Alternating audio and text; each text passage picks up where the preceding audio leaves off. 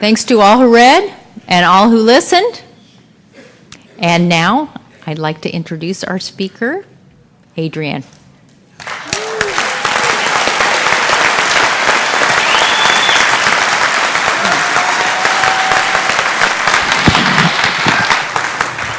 Hi, my name is Adrianne. I'm an addict. And I'd like to thank the committee, the convention, for allowing me to come share my experience, strength, and hope, and how Narcotics Anonymous saved my life and how it continues to save my life. Because those readings just explain everything. Because if you want what we have to offer and are willing to do what we suggest to do, then the set of principles written so simply that I follow in my daily life can just keep you coming and keep you clean. I came to Narcotics Anonymous in 1985. I was hopeless. I was afraid. I had never heard, of course, it's an anonymous program. I had never heard of it before. And I came by way of a detox. It was the first, and I hope to be the last detox that I ever have to go to. But it was the wonderful message and the members who brought this wonderful, loving message up to me that saved my life and continue to save my life. Because when we read who is an addict, most of us do not have to think twice about that question. We know. And it's not that I knew. I just wanted to take the hypodermic needle out of my neck. I just wanted to stop shooting heroin and cocaine. I just thought that if I can put down that spike and I could grow long nails and sniff cocaine and drink Cavassier, which I didn't like because it sounded cool, that I would be okay. So when I went into this detox, I didn't go to get clean.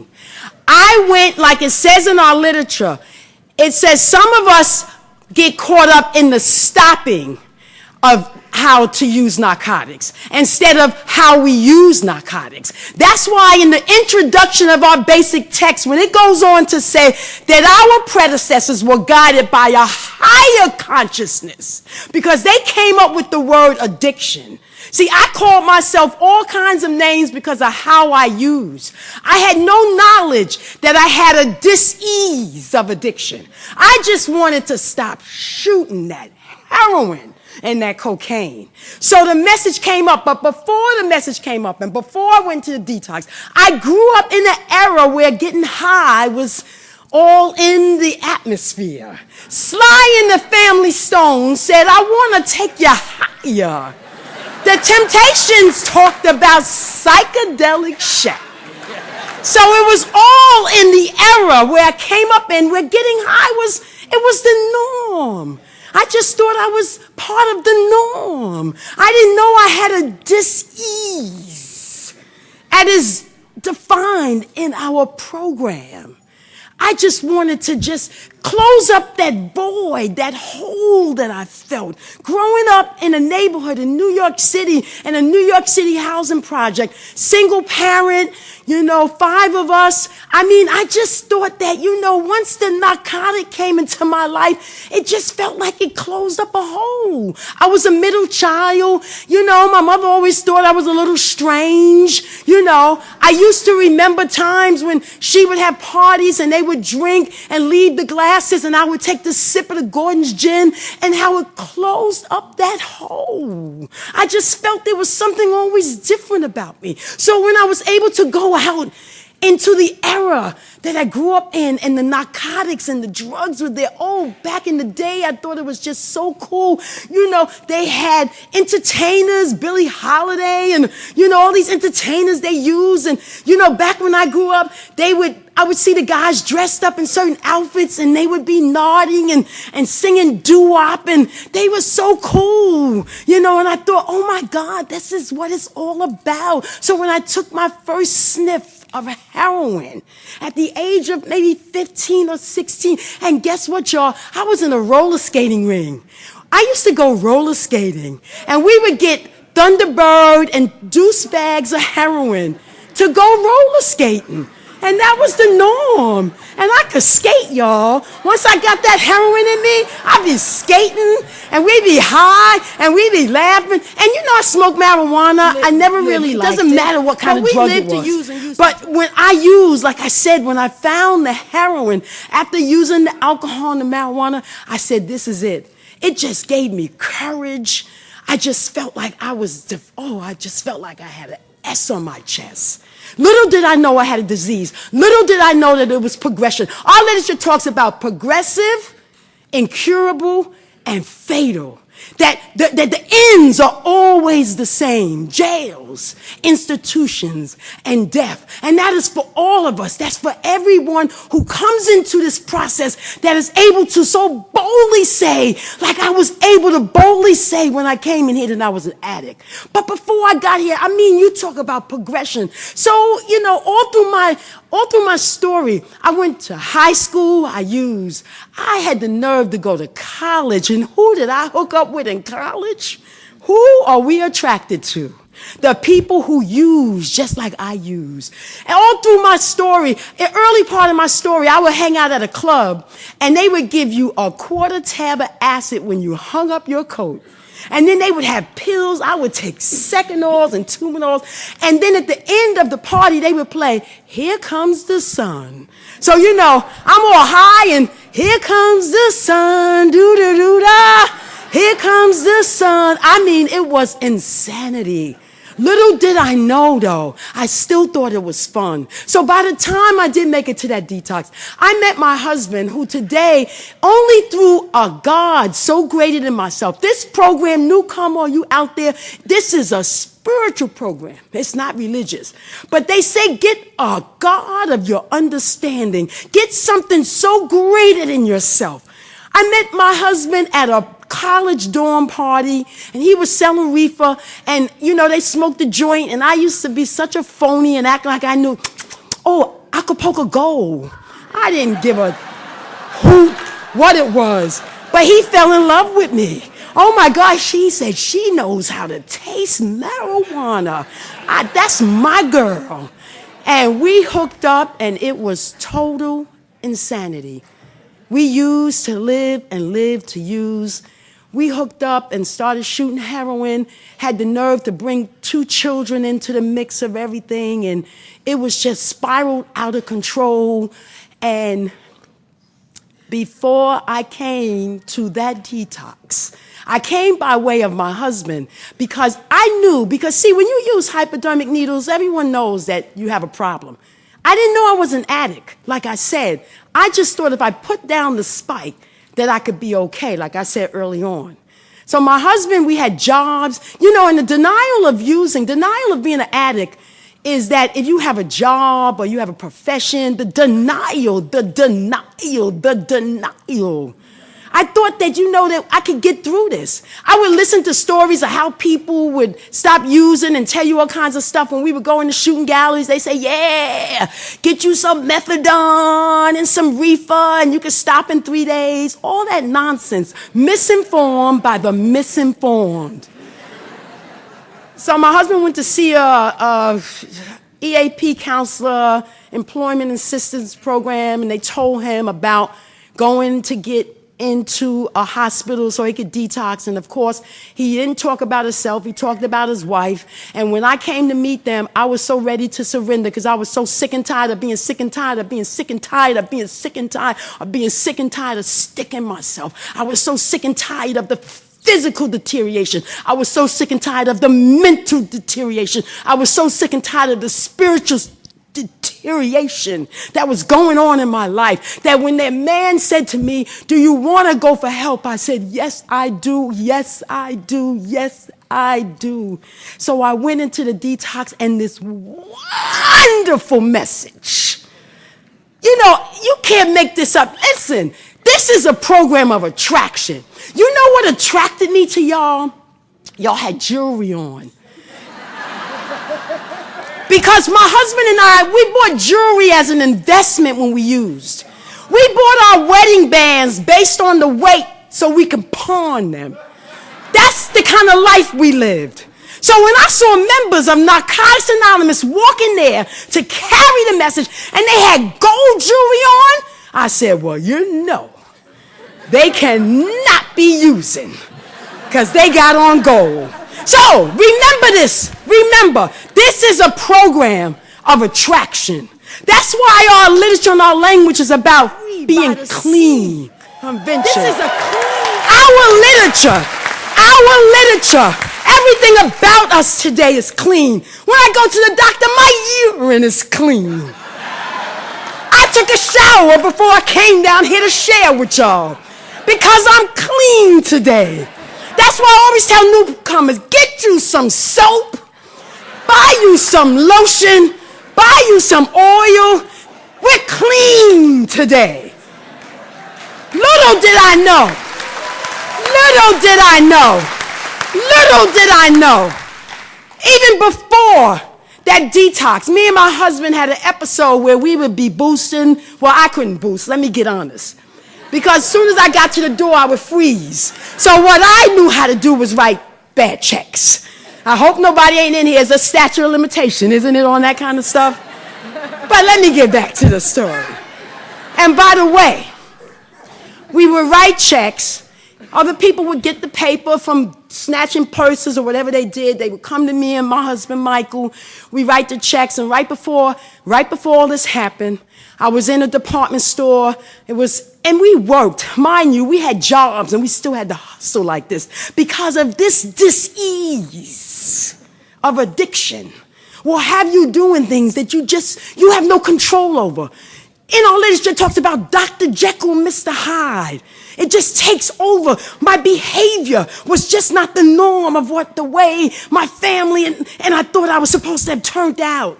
With a college degree, this is the behavior because of this dis-ease of addiction. So we wrote the checks, and my husband was in the lobby waiting with my 2 young children. This was an after-work event for us because we needed to get off E. Those were the terms we used, getting off E, and do you have the boy, do you have the girl? You know, all them codes for how we were using. And what happened was I got busted. It was the first time. Jail was a yet for me. And it was the first time when I got busted in Macy's department store that I thought that if I can just get some rest. All I thought about is that if they got me, I said, I'll be able to lay down. You know, I used to hear people talk about jail. They used to say 3 hots and a cot.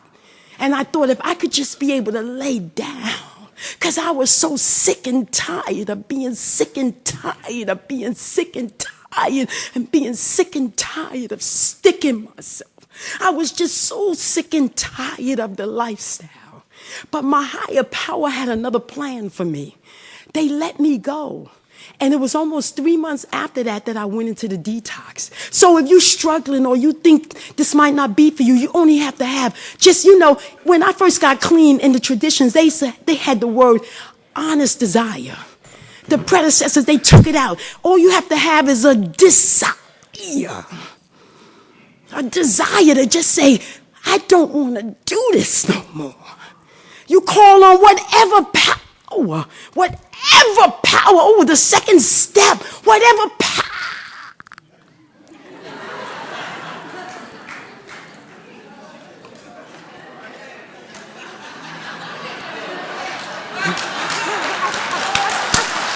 You can feel it. You can feel it. You can feel it. We know it's in here. The spirit, the love, the hope after dope. The hope after coke. The hope after crack. The hope after pills. The hope.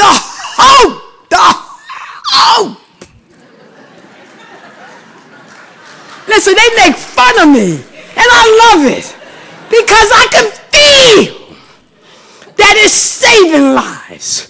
That we have hope. That it could get better. That no matter what, if I can do it, you can do it because we're all the same. Race, religion, creed, or lack of religion. I heard the message and I keep hearing the message, and the journey has been wonderful. It continues to be wonderful. All kinds of things will embark on your life. I've had some wonderful things happen. I started going to Washington, D.C. in 85. I had 13 days clean. When I came home, 13 days, it was almost 4 days that we was out there in D.C. I had 17 days clean. I got a sponsor. My first sponsor, Denise J., God rest her soul. My first sponsor used after I had 18 months. But I was in the program, so I got another sponsor. Joyce R. is my sponsor. She's been with me for 29 years after Denise relapsed. I surrendered. If you're in here, we surrender. Our steps say we surrender. Our last step says, having had a spiritual awakening. Our steps are about us together doing this. I've gone through, my husband and I have the same clean day. We couldn't have planned it. It was something so greater than ourselves that said, I got something for you two fools. I'm going to put y'all together, same clean date, and we're going to make this work. We're going to be the attraction of what Narcotics Anonymous is about. Because it's a program of attraction. We attract one another to live this new way of life. We're productive members of society. I stayed on a job long enough, the same job I had when I was using. I had a job with the city of New York. I was able to get promotions because I was clean. I was able to retire from that job in 2011. I had a retirement party and y'all came. And my coworkers was looking at y'all. They said, your friends are really attractive. I wanted to say, because they don't fucking use. While they were running to the bar, we was drinking ginger ale and sodas and seltzers. And we was just living life like other people do. That's what our literature promises us. These are the things. Listen, last year this time, see, if you hold on to the hope, no matter where you go. My husband and I was able through all the adversities, and we went through some adversities up in here. Because you know when you get clean, everything will wake up. And they said no major decisions for the first year. Because we were both looking at other people. Because we met using. We got clean. Shit, I woke up after 6 months. I looked around and said, who the hell are these people? My daughter was 11 months when I first embarked on getting clean. My son was 5. I didn't know where they came from. I was like, how did we do this? What is going on? Thank God for sponsorship. My sponsor said, hold on. Don't leave before the miracle. Because the miracle is going to happen up in here. And as I began to work on practicing the first step in my life, putting a second step in my life, putting a third step, following direction, making meetings, getting in the middle. See, when you get in the middle, get in the middle. You know, I had a song out about Moni in the middle. Where's she at? Where's she at? I stay in the middle of this process. After going through controversy, not using, going through physical stuff, this is a physical, mental, spiritual malady. You know, I use all kinds of stuff was going on. My liver, I was able to repair it through physical work that I did, through doing research, through talking about what was going on with me. My husband last year this time was very sick with cirrhosis of the liver. We were able to put our money together and buy a place in southern Florida where we could be snowbirds going. Could you picture that? You can't even imagine the stuff you can do when you get clean in Narcotics Anonymous. When you stop giving your money to the cop man, you don't know what you can do up in here. So we were able to find out that in order to get transplant in the state of Florida, the requirements are a little different and a little lower than in New York. And when the doctors told us that in New York, we knew we had a place there. We were able to go there last year this time and got in the middle of Narcotics Anonymous there. And my husband had a liver transplant. And let me tell you how powerful y'all are in the fellowship. On the day that the doctor came in, the nurse came in to tell us he was getting a transplant. 2 members of Narcotics Anonymous were in the room. And when the nurse came in on the night of the Super Bowl in 2015, when the nurse came in there and said, you don't eat another cookie. Because at the time, I had a little Super Bowl party for us because I was so out of it with what was going on. But I was in the fellowship down in Southern Florida, making meetings, connecting, letting people know how afraid I was, how alone I felt. And they were saying, you in Narcotics Anonymous, you are never alone. We are always there with you. And in these laws, when you come in Narcotics Anonymous, you no matter what, no matter what, no matter what, no matter what, no matter what, no matter what, no matter what, no matter what, no matter what, no matter what, no matter what, you are never alone. They was in the room and she said, we have a liver for you. And I was so overwhelmed. I turned to the guy that was in the room and I said, what did she say? And he said, that's why we here. We got you. So if you're struggling, I've struggled. We're no different from one another. Hold on. Your life's about to change. Strap in. We got you. We got you. We got you, newcomer. We got you, member that's struggling. We got you. Because being here clean all these years, things happen, life on life terms, they show up. They show up. And thank God we're in Narcotics Anonymous for them to show up. Thank God I have a 6th step in my life to let me know that this is a spiritual program. I was sharing that with members. The program is spiritual. That doesn't mean we're all spiritual. I heard a young lady, she said, well, I did an unspiritual thing. No, you're an addict with defects of character that only God can remove. After humbly going to him. These are the things, after being here, the principles start to just be part of your daily life. Like it says, a set of principles written so simply. You can follow them in your daily life. Through prayer and meditation, I embark on a new way of life. I have adopted an eclectic approach to my spirituality. You get a God of your understanding. Not my sponsor's God, not my girlfriend's God, a God of my understanding that make things work for me. This is an awesome process. I don't doubt anything that I can't go through because just for today says my new associations. People who are not using and found a new way of life. So long as I follow that way, I have nothing. Now, what is nothing? When you look at the word, it's no thing, no thing, no thing, no thing to fear. I have nothing. Death, loss of money. Listen, I was gambling again. The disease of addiction. Buying scratch-offs. My sponsor is simple. What do you do when you come to a red light? You stop. That's all we're going to say about that. Hey, we arrest this disease of addiction one day at a time. It's a simple program for complicated people, and I could get complicated. So I began to embark on how can these principles be in my life on a daily basis. I began to know that I have to go through my prayer and meditation to improve my conscious contact with the God of my understanding. So I can get through the day. So my new thing every year, when I get another year, I come up with a new slogan that I'm going to walk with. Because the slogan are the banisters to the steps. And my slogan for this year is that, live and let live.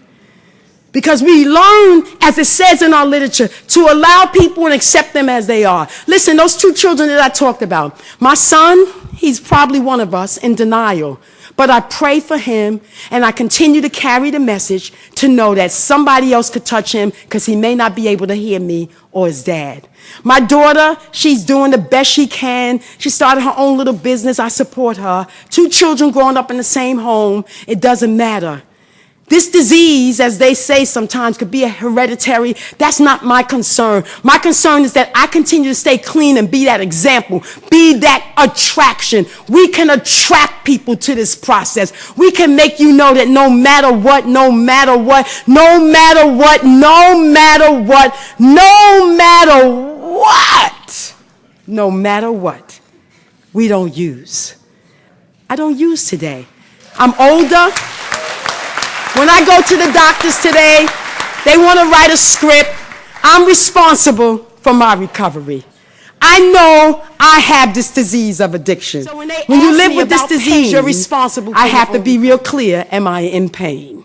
Because they're quick to write a script. Because we have members who have been relapsing because of prescription medication. Who would have thought in the literature when they talk about the little old lady lying to the doctor for prescription drugs, who would have thought that years later you stay here, you're going to be the little old lady or the little old man?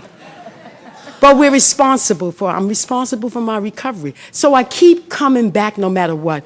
When I flew in, I had 3 young ladies that were from my area that I didn't know if they were going to be here or not. I knew one of them was, but the other 2, Linda, Patrice, and Karen, y'all are the bomb. That's what happens when you go to conventions. You don't know who you're going to see, who you're going to connect with, who you're going to be with. These conventions are for us to network and get together to know that Narcotics Anonymous, Narcotics Anonymous, Narcotics Anonymous, Narcotics Anonymous means that you're never, ever, ever alone. That no matter what goes on, you got somebody. When my brother died, y'all were there. When my mom passed away, y'all were there. When my husband was sick, y'all were there. When I go crazy and talk about I want to stop gambling, y'all are there. Y'all are there no matter what. Through adversities, through principles before personalities, I can't thank my God. I can't thank him. I can't thank him. Listen. They used to say, you sound like you preaching. My sponsor said, no, you reaching. You ain't preaching.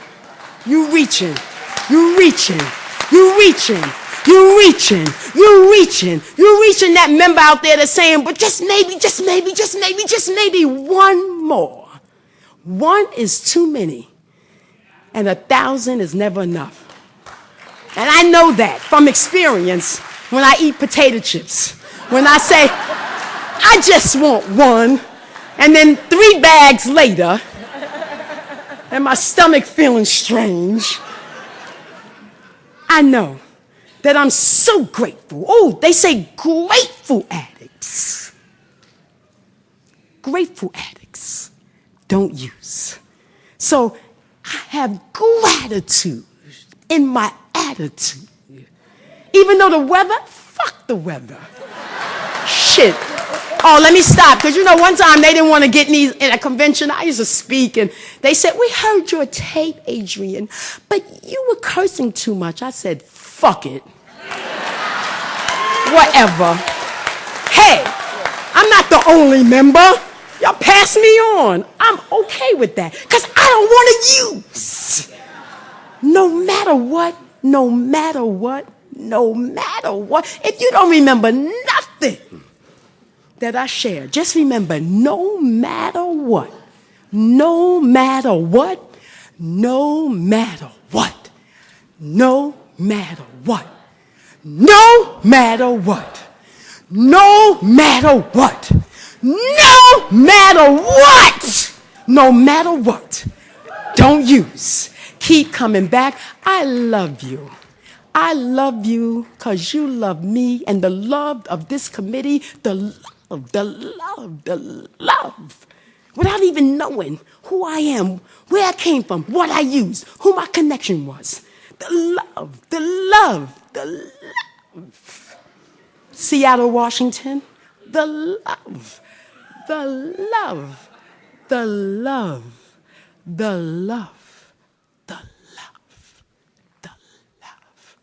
You can feel it. It makes you, emotions will make you laugh. Emotions will make you cry. Emotions will make you get in touch with just your feelings. See, that's all I ever wanted. When I was in shooting galleries, I just wanted love. When I was destroying myself, I just wanted love. My higher power brought me to Narcotics Anonymous, where all there is love. All we need is love. All we need is love. So no matter what, no matter what, no matter what, God help me stay grateful, stay on this path to know that no matter what, I don't ever, it's a day at a time. Oh, let me share a little pet peeve. When we ask people how much time, when you ask me how much time I have, I'm not coming up on shit. I'm coming up on. I've asked, people say, how much time? I'm coming up on. We're never satisfied. Shit. It's Who's to say you're going to wake up the next morning?